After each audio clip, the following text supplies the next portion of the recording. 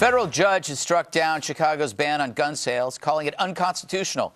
U.S. District Judge Edmund Chang said the ban didn't square with statistics that show that bad guys rarely buy weapons from licensed dealers, which is true. Thugs are notoriously nonchalant about gun bans. You might as well ask them to wear belts. So who does this decision affect? To me, it's a big win for minorities, for gays, and for women. Minorities who run businesses in urban crime zones can now protect themselves. This is key since surveys of felons show that the biggest factor in choosing a victim is whether they're armed or not. A free TV isn't worth a new orifice. As for gays, there's no better way to reduce gay bashing than being strapped. Talk about real equality.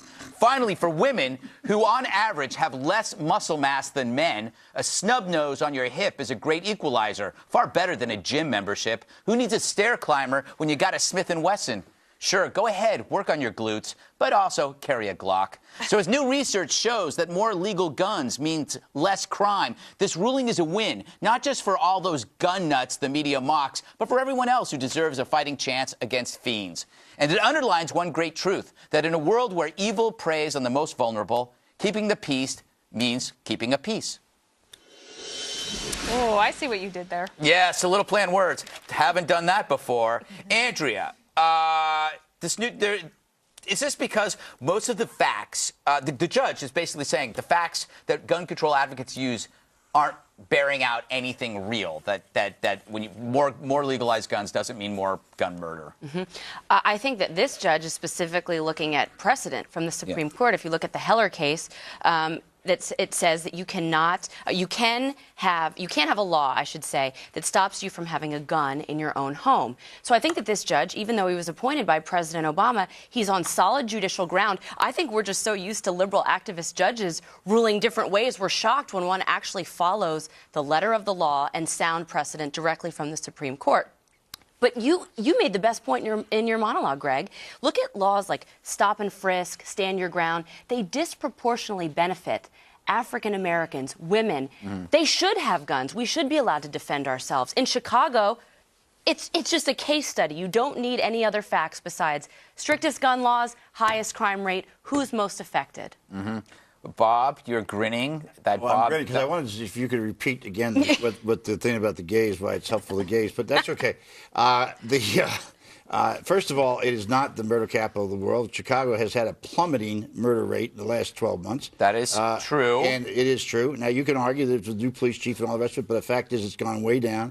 And all because it was so high. They didn't have anywhere else to go. I'm not going to argue with you guys about this because I know I'm outnumbered 4 to 1. I would say this. Last year, there were about 560 children were killed by accidents with guns in a home. That's, to me, all the handguns. If I were ruling the world and ruling this country, there'd be no handguns. You could have long rifles, that's fine. But the idea that somehow this thing gets people to listen, too many children are dying as a result of these things, and I just think it's a mistake. If the NRA wants to do something, another kid got killed this month. Why don't you go to their funeral this week? How about that? Good idea. That's a really emotional response. Eric, we're trying to deal with stats. Yeah, let's stay with stats. I have a hunch there are 100 or 200 things that killed more kids than guns last year. Choking on a hot dog probably is one of them. You don't want to ban hot dogs, do you? I assume I don't think it is. Anyway, that's an old debate. A whole different situation. Here's what the gun debate is kind of like the climate change, global warming debate in reverse. In global warming, the liberals say, no, it's really bad. You have to trust us. We don't really have the stats to back it up. You just have to trust us. Gun debate, we have the stats, but we don't want you to trust the stats. But in both cases, we have to trust the liberals that they know what's best for the people. The stats that come out are stats by all the right-wing gun nuts. That's where the stats come like that Florida thing that said too many people. Kind of like the BS stats that the IPCC put out for the global warming debate, right? You're telling me that you're going to fall back on that Florida study, right? That college. You always use the Florida study, but that's not the only study, Bob. There's more and more research that are showing that more legal gun ownership does not translate into more murders. Look at the little bug on the bottom. It also says National Rifle Association. Yes, it wasn't there in this study that found that most restricted states had 10% lower gun murder rates. I want to just go, Dana, this is a quote from the Detroit police chief, James Craig. He said, basically said more citizens were armed, criminals would think twice about attacking them. It's a pretty strong, and that's from the Detroit police chief. So somebody in the know, someone with experience, and somebody who wants people to be able to help them help themselves. The one thing that none of these studies do, and none of this discussion has talked about, is what people really react to is not just necessarily handgun violence, it's the mass murders that happen like at Sandy Hook. And that is still a mental health issue. It's not necessarily a gun rights issue, a gun control issue. That is something that I think the administration's given it a shot, but that is the toughest nut to crack. Yes, but it's also the smallest. There is a belief that these mass crimes, what we call shooting sprees, are on the increase, and they're not.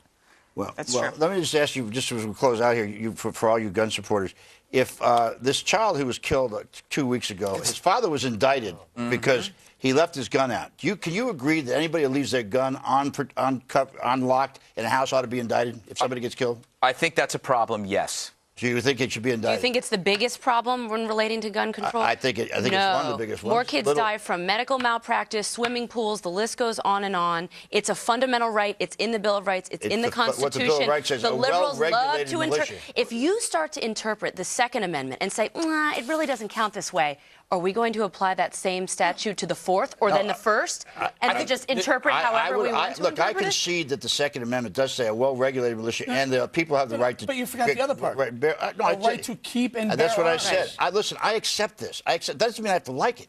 Right? Yeah. I just think they're dangerous things, that we've become a gun society, and most legitimate societies around the world who don't allow guns, kids don't get killed. All right. I think we can all agree that we don't like it when kids get killed, Bob. But the other point is, the safest people are the people with the guns. And there's no indication that it's any safer in Great Britain. I don't think that the stats. How many kids in Great Britain you think were killed with guns? Handguns are banned in Great Britain. That's right. And I think the death rate by gun isn't any lower than it is here. Oh, that's ridiculous. All right, we got to roll. We can do that tomorrow. Check it. Ahead.